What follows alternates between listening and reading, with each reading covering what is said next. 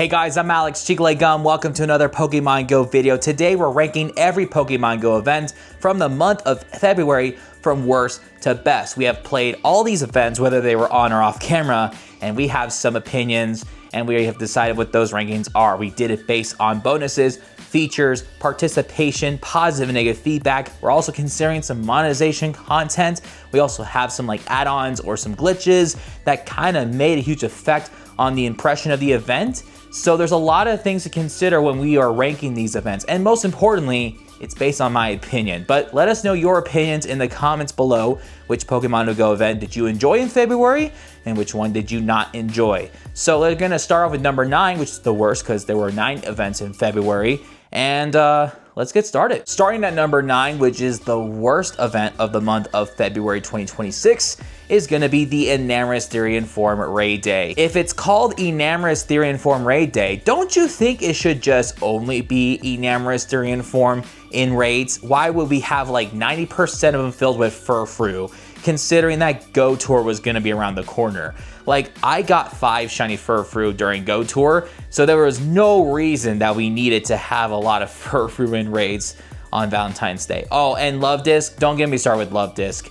That was a wild spawn during Valentine's Day. There was no reason for that. Yes, I understand that the Enamorous from both forms, whether it's Therian or Incarnate, can't be shiny yet. I understand that. What I don't understand is why they had to change the moveset to make it look really bad. Like, the Incarnate form is way better than the Therian form. And knowing about like the Incarnate Therian form legendaries, don't you think the Therian form should be better, right? Why doesn't it have Springtide Storm? Like, I don't understand. Coming at number 8 is Catch Mastery Oricorio. This one felt super diluted and super limited, and the shiny odds were not as good comparing to other research days. Oricorio has different forms depending on where you are, and we thought based on the promotion picture that we were gonna get multiple, but it turns out you get one based on your region, and then you get fill research tasks that'll either give you Hoothoot or Starly. And there are some tasks where you had to catch Hoothoot and Starly, so it just kind of felt very diluted and very limited because you're getting some bird Pokemon that are not Oricorio. It makes no sense to me. I feel like this event would have been so much better if they could have at least considered the paid ticket featuring multiple encounters of all 4 globally, but no. They had to lock it. When you thought it was bad enough, they had to region lock all Flabébé during Com Day. This has to stop, especially for these like exclusive weekend events. Like, give the people what they want, man. Number 7 is Vulpix Community Day. It features both Vulpix and Alolan Vulpix. Unless you didn't get a shiny, there was no reason to play this event, to be honest. I played a little bit of the event afterwards because I already got a lot of shiny Vulpix.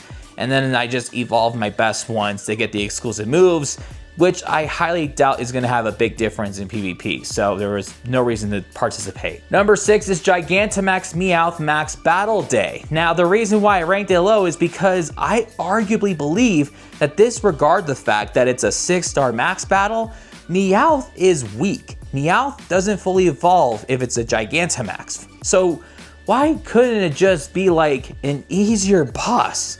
Right? There's no reason for Meowth to go that hard. I think that should apply to G-Max Pikachu and G-Max Eevee.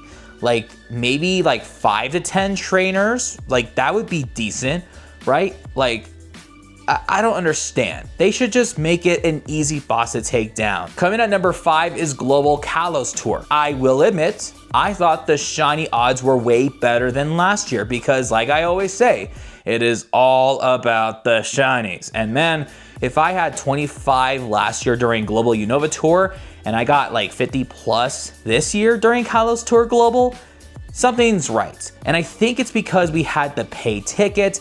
We also had the Go Pass from the Road to Kalos that had bonuses carry over that made the experience so much better. We also had like some interesting stuff with raids, like Mega Raids were new, they were really cool, and we caught things super easily with Premier Balls, unlike the Kyurem last year, which was, you know, an improvement. But I just feel like the bigger downfalls were like the spawns in general, the habitats, and that's the problem, is because it's not their fault. Kalos is just generally a small Pokédex. But at the same time, they could have included all forms of Flabébé globally. I don't know why these specific Pokemon need to be region locked for these special occasions, but like, if there are 3 habitats and 3 different region exclusive Flabébé, why not just let them in the wild? Like, I don't understand that. Also, eggs were actually not that bad. I was annoyed with the shiny Heracross and Kangaskhan. I wanted shiny Hawlucha, but that's whatever. And then, of course, we also had the raids. Raids were okay. Mega raids were good. And then the odds for shiny Honedge, oh my god. Don't ask me how many I did. Don't ask me how many I did. But in all seriousness, I thought this was not the best. It was not the worst either. It was kind of in the middle. Coming at number 4 is the Lunar New Year event. This was the year of the horse, and they decided to shiny boost a zebra, which kind of sort of makes sense, but not really. What they also shiny boosted was shiny Gimmighoul, and if you had the Switch, you obviously could just use it to activate your coin bag and then just shiny for Gimmighoul, and I got a shiny from that, so that was pretty awesome. This is one of those best events where you could do lucky trades or increase your odds of being lucky with a friend and stuff like that. Those are really great bonuses. Overall, this was a nice, solid event. Coming at number 3 is the Valentine's 2026 event. Now, there are some things, okay? Looking at the details, the time research was like what everyone thought was, oh, that's the only way we're gonna get Spinda with the heart after 3 years. But no, after the global challenge, we got surprisingly filled research with Spinda that nobody ever mentioned. So that was a nice surprise. And it was so much a surprise that I ended up doing like less than 20 and I ended up getting a Shundo. Like, I got lucky. Also, Nidoking and Nidoqueen with the crowns again? That was another surprise nobody mentioned. And then, of course, there were some other surprises that they were around, like, you know, Furfrou with the heart trim is back, and like, it was easier to get some in the wild and not in raids during an Emrys raid day. At first, I wasn't feeling the love, but then when these surprises came up after the global challenge, my perspective has changed, and I thought this was really fantastic. Coming at number 2 is Carnival of Flamigo. Yes, Flamigo is just literally a flamingo, and yes, it was gonna spawn in the wild. It doesn't evolve, it doesn't have any mega evolution or any gimmick, so if you caught it, it would be over. However, the bonus is what made up for this event because they decided to make this Pokemon Stardust boosted for a limited time. You get additional 500 Stardust, so if you drop a star piece and catch a lot of Flamigo, then you're gonna get a lot of Stardust. So I like how they just did that because it keeps trainer engaged knowing that they needed to farm XP and Stardust and other things that are like valuable. So that's a plus. Also, they had some really cool shiny boosted Pokemon featured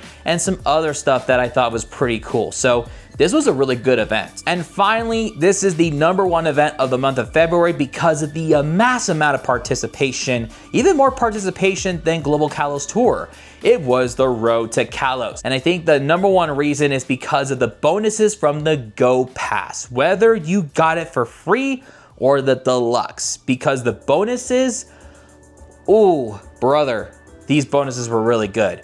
When we're talking about mega evolving many Pokemon as much as possible every single day to get them to the max level quicker, when we have like less gifts to open with a pin postcard to get more Scatterbug encounters and more ways to like get Pokemon caught easily from Premier Balls, knowing they have different legendaries every single day, and every day having a different theme based on different regions leading up to Kalos, and having all these raid bosses having backgrounds, different Pokemon spawning every single day. So it's not like Road to Unova or Road to Sinnoh where we have just only the starters and then like nothing else.